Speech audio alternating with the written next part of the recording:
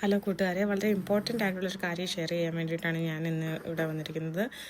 നമുക്ക് എല്ലാവർക്കും അറിയാം, UK ഇപ്പോൾ ഫ്ലൂവിൻ്റെ സീസണാണ്. വിൻ്റർ ടൈം സ്റ്റാർട്ട് ചെയ്തതിൽ പിന്നെ ഫ്ലൂവിൻ്റെ സീസണാണ്. ഇപ്പോൾ അതിൻ്റെ പീക്ക് പീരീഡ് ആണെന്നാണ് എനിക്ക് തോന്നുന്നത്. എല്ലാ സ്ഥലങ്ങളിലും ഫ്ലൂ ഉണ്ട്. പക്ഷേ അത് ഏത് വേരിയൻ്റ് ഫ്ലൂ ആണെന്നുള്ളത് പലർക്കും പലരും വിചാരിക്കുന്നത് ഇതുവരെ വന്നിട്ടുള്ള എല്ലാ വിൻ്റർ സീസണിലും നോർമലായിട്ട് ഇവിടെ ഫ്ലൂ ഉണ്ടാകാറുണ്ട്. അങ്ങനെയുള്ളൊരു ഫ്ലൂ ആണ്. പക്ഷേ ഇത് കുഞ്ഞുങ്ങൾക്ക് വളരെയധികം മോശമായിട്ട് ബാധിക്കുന്ന ഒരു ഫ്ലൂ ആയിട്ടാണ് ഈ പ്രാവശ്യം ഇത് വന്നിരിക്കുന്നത്. കുഞ്ഞുങ്ങൾക്ക് മാത്രമല്ല, വലിയ ആളുകൾക്ക് തന്നെ ആയാലും ഭയങ്കര ബുദ്ധിമുട്ട്. ഇതിപ്പോൾ എൻ്റെ കുഞ്ഞിൻ്റെ ശബ്ദമാണ് കേൾക്കുന്നത്. ഭയങ്കര ബുദ്ധിമുട്ടാണ്. ചുമയെന്ന് പറഞ്ഞു കഴിഞ്ഞാൽ കുഞ്ഞുങ്ങൾക്ക് ഭയങ്കര ബുദ്ധിമുട്ടുള്ള കഫാണ്. പക്ഷെ ഒരിക്കലും അതിങ്ങനെ പറഞ്ഞങ്ങോട്ട് ആ കവ് ഇങ്ങനെ പറഞ്ഞു വരുന്നില്ല. അതാണ് ഇതിൽ എന്താണ് ചെയ്യേണ്ടതെന്ന് ചോദിച്ചു കഴിഞ്ഞാൽ എനിക്ക് തന്നെ ഒരു പിടിയില്ല. എനിക്ക് പറ്റുന്ന കാര്യങ്ങളൊക്കെ ചെയ്തു. ഇപ്പോൾ കുഞ്ഞിന് 6 months ആണ്.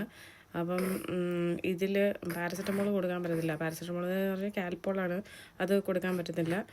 ഐബിപ്രോഫിൻ സാധനങ്ങൾ കൊടുക്കാൻ പറ്റുന്നില്ല. കാര്യം കുഞ്ഞിന് ടെമ്പറേച്ചർ കൂടുന്നില്ല, ടെമ്പറേച്ചർ സ്പൈക്ക് ആവുന്നില്ല. പക്ഷേ bad കഫാണ്.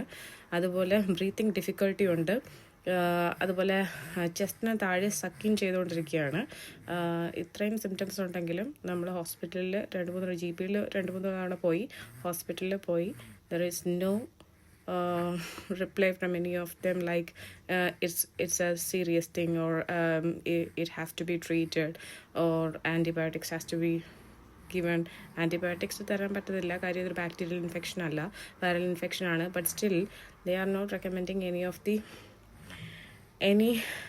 of the medicines.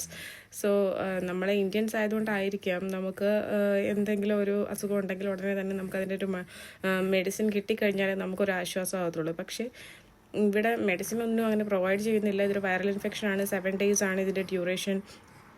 Peak 3 to 5 days ഇത് പീക്ക് ആകാം എന്നൊക്കെയാണ് പറയുന്നത്. പക്ഷേ കുഞ്ഞുങ്ങൾക്ക് അത് വളരെ ബുദ്ധിമുട്ടുള്ള കാര്യമാണ്. ബ്രോങ്കിയോളൈറ്റിസ് ഉണ്ടാകാം. ബ്രോങ്കിയോളൈറ്റിസ് എന്ന് പറയുമ്പോഴത്തേക്കിനും നമ്മുടെ ലങ്സിൻ്റെ ബ്രോങ്കിയോൾസിൽ കഫം കെട്ടിക്കിടക്കുകയാണ്. അത് ബ്രീത്തിങ് ഡിഫിക്കൽട്ടി ഭയങ്കര പാടാണ്. എസ്പെഷ്യലി ബ്രസ്റ്റ് ഫീഡിങ് ആയിട്ടുള്ള കുട്ടികളായാലും, പാല് മാത്രം കുടിക്കുന്ന കുഞ്ഞുങ്ങൾക്ക് ഭയങ്കര ബുദ്ധിമുട്ടാണ്. ബോട്ടിൽ ഫീഡ് ആയാലും ശരി, പാല് മാത്രം കുടിക്കുന്ന കുഞ്ഞുങ്ങൾക്ക് ഭയങ്കര ബുദ്ധിമുട്ടാണ്. കഫം നിൽക്കുന്നത് കൊണ്ട് ഒട്ടും മിൽക്ക് കുടിക്കാൻ പറ്റുന്നില്ല. NHSൽ ചെന്ന് കഴിഞ്ഞിട്ട് പ്രത്യേകിച്ച് പ്രയോജനമൊന്നുമില്ല. ഹോസ്പിറ്റലിൽ ചെന്ന് കുഞ്ഞിനെ കാണിക്കുകയാണെന്നുണ്ടെങ്കിൽ അവരെല്ലാം പരിശോധിച്ചിട്ട് സാച്ചുറേഷനൊക്കെ ചെക്ക് ചെയ്തിട്ട് അവർ പറയും, ഓക്കെ നിങ്ങൾ വീട്ടിൽ പോയിട്ട് കുഞ്ഞിനെ മോണിറ്റർ ചെയ്യാൻ പറയും.